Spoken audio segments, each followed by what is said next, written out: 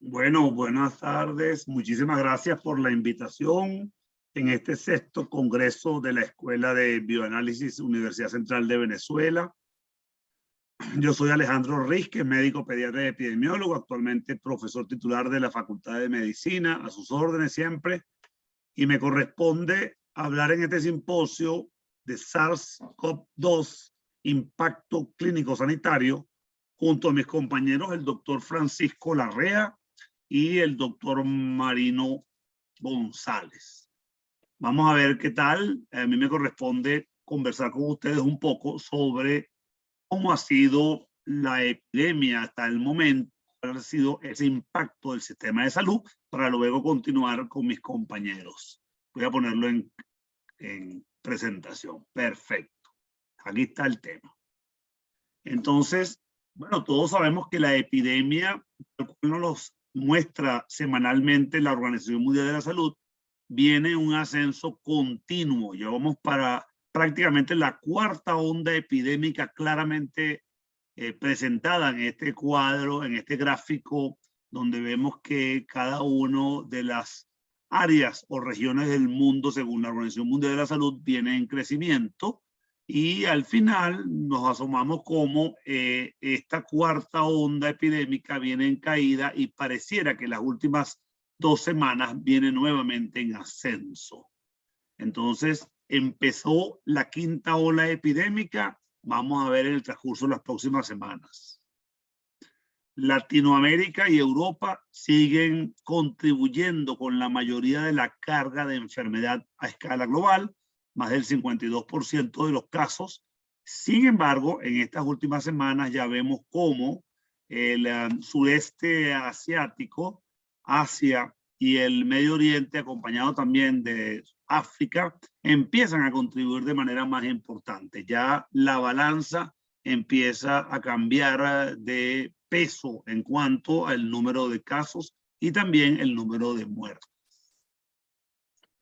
Este aspecto tan importante que ha dado un giro a los pronósticos que teníamos sobre la epidemia está las variantes que se han venido expresando en el mundo y han venido apareciendo.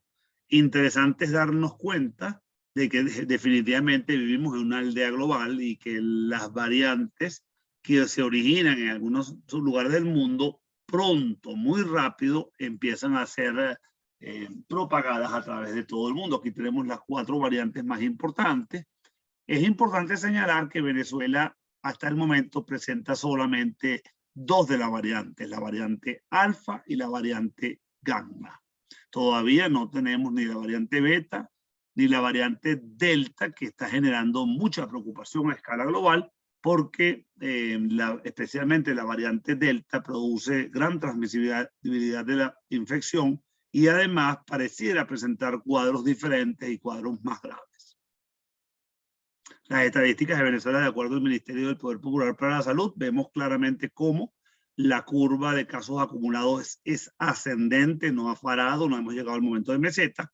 Y desde el punto de vista de las olas epidémicas, han ocurrido 2 grandes olas epidémicas. Una que ocurrió el año pasado, 2020, entre agosto y septiembre, mientras que esta segunda ola epidémica del año 2021 está desde el mes de abril y continúa hasta el mes de julio. Es decir, estamos todavía en plena ola epidémica. El sexo se distribuye muy parecido al resto del mundo. La mayoría de los casos reportados son varones. Luego vienen, en cuanto a la distribución por edad, la ola vemos que afecta fundamentalmente a los adultos, luego seguido de los niños y por último los adultos mayores, aunque sabemos que los adultos mayores, la letalidad y las consecuencias de la enfermedad son mucho más graves. En cuanto a las áreas geográficas, vemos que están afectados todos los estados del país. Sin embargo, hay algunos que se afectan más que otros, que están coloreados en un color azul más oscuro.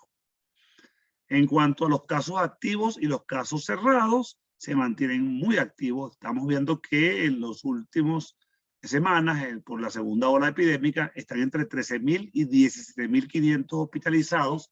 Esto quiere decir que hay un impacto muy importante sobre un sistema de salud depauperado o que venía con una crisis asistencial de varios años que había sido exacerbada desde el año 2014 con la grave crisis económica reconocida así por el gobierno nacional.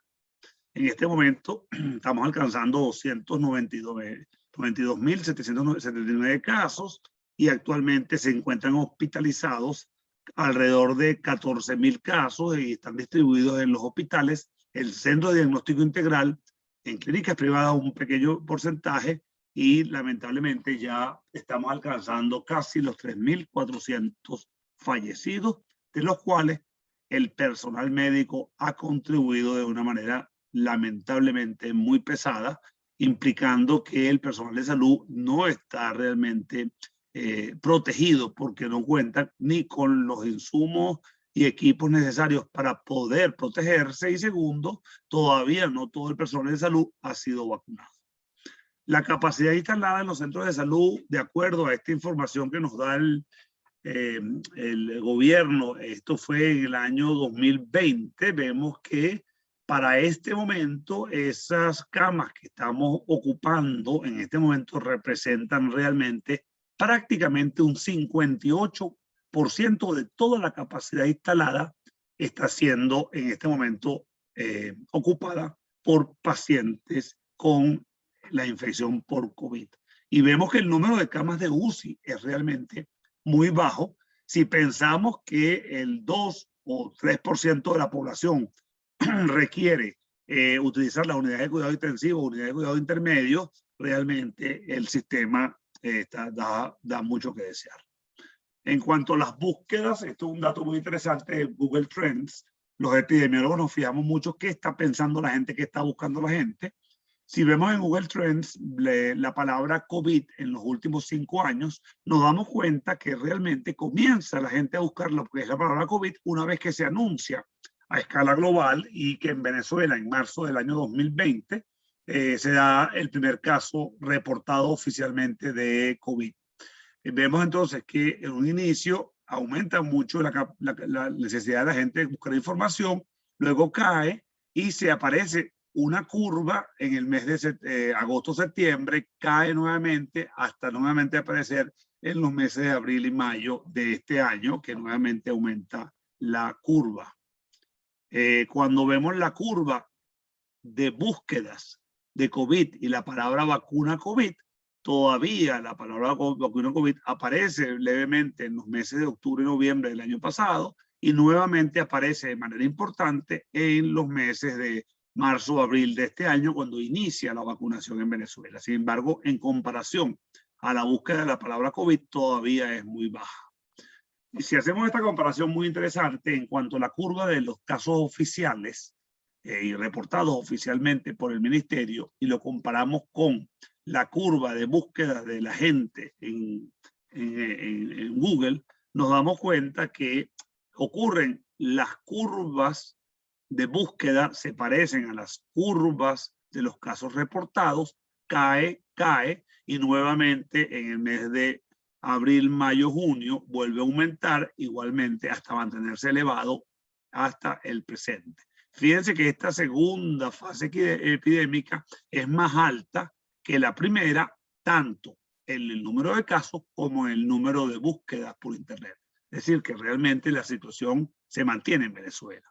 Cuando vemos la búsqueda por regiones, coincide plenamente. Los estados que más tienen casos en las últimas semanas han sido Yaracuy, Monagas, Táchira, Anzoátegui y Amazonas, muy parecido a lo que está ocurriendo de acuerdo a los registros. El Distrito Capital, donde probablemente algunos de los que estamos asistiendo a este congreso vivimos, no percibimos realmente el número de casos, y es porque realmente la curva está en su mínimo en el Distrito Capital, aunque en estas últimas 2 semanas ha empezado a presentarse un número nuevo de casos que podemos ver en las clínicas privadas. Entonces, las búsquedas como indicador indirecto pueden reflejar la preocupación de la población, y vemos que esa preocupación de la población no es dada en vano. Ocurre fundamentalmente cuando está habiendo casos que están ocurriendo en sus comunidades. Asuntos resaltantes de preocupación sobre el desarrollo de la epidemia para julio del 2021. Primero, que es probable que se haya iniciado esta quinta ola epidémica y fundamentalmente esta quinta ola epidémica va a ocurrir en los países que todavía mantienen bajas coberturas vacunales. Las variantes de preocupación del SARS vienen increciendo y se han comportado tal cual la comunidad mundial, que es una aldea global. Hay mayor transmisibilidad y nuevas formas clínicas más graves que generalmente preocupan mucho más. La distribución de las vacunas hasta el momento ha sido muy inequitativa. Es decir, hay lugares del mundo, hay 10 países del mundo que prácticamente tienen 3/4 partes de todas las vacunas aplicadas, mientras que la otra cuarta parte de las vacunas está en el resto de los países del mundo. La demanda de vacunas por las poblaciones más pobres realmente es muy alta y lamentablemente no tienen cómo satisfacer esa demanda. Por lo tanto, se ha producido la necesidad de pensar en el intercambio de vacunas. Sin embargo, todavía no hay evidencia científica sólida para todos, a excepción del caso de las vacunas de AstraZeneca con las vacunas Pfizer, que se ha visto que pueden ser intercambiadas, la primera dosis de una, la segunda dosis de otra, y se aumenta el potencial de protección de la vacuna. Hay fallas en la edición de algunas vacunas. En nuestro país estamos sufriendo la falta de la segunda dosis de Sputnik. Esperemos que pronto tengamos respuesta para ver si se puede suplantar con otra de las vacunas que tenemos acceso en nuestro país, como es la Sinopharm de laboratorio chino. Por último, no quería dejar de pensar en el pronóstico a futuro. Existen varios escenarios.